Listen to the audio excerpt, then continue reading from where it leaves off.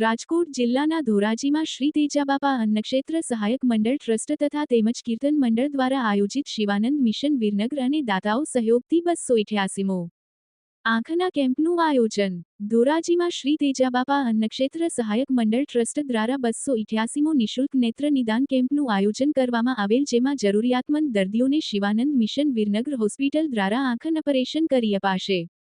આંખની હોસ્પિટલ દ્વારા ટાંકા વગરનું સારામાં સારા સોફ્ટ ફોલ્ડેબલ લેન્સ નેત્રમણી સાથે વિનામૂલ્યે ઓપરેશન કરવામાં આવે છે।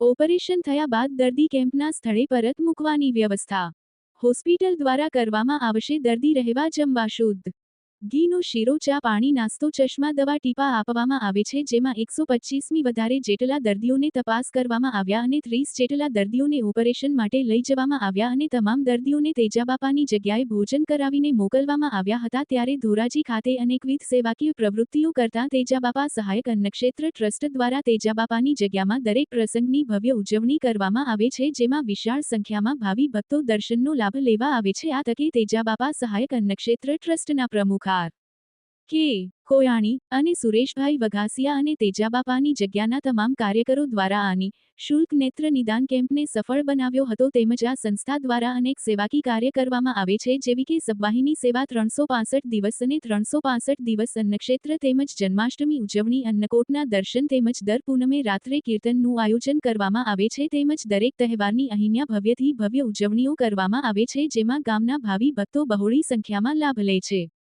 વિપુલ ધામેચા, ન્યૂઝ 14 ધોરાજી। રોલ તમારું નામ? મારું નામ રમેશચંદ્ર કાનજીભાઈ કોયાણી। હું ભક્ત શ્રી તેજાબાપા ક્ષેત્રમાં પ્રમુખ તરીકેની ફરજ બજાવું છું। આજરોજ તારીખ 10/12/2025ના રોજ નેત્રયજ્ઞ કેમ્પનું આયોજન કરવામાં આવેલ છે, જેમાં 125થી વધારે દર્દીઓએ આંખો બતાવી છે। એમાંથી 30 દર્દીઓને વિનામૂલ્યે વિરનગર ઓપરેશન માટે લઈ જવામાં આવશે। તે લોકોને અહીંયા જમવાની અને બસમાં લઈ જવાની, પાછા શનિવારે અહીંયા મૂકી જવાની તમામ વ્યવસ્થા તેજાબાપાની જગ્યા તરફથી થાય છે। બાકી તેજાબાપાની જગ્યામાં અહીંયા અમારે લગભગ 288મો આ કેમ્પ છે અને સેવાકીય પ્રવૃત્તિ અનેક ચાલુ છે। અહીંયા 365 દિવસ 2 ટાઈમ અન્નક્ષેત્ર ચાલુ છે।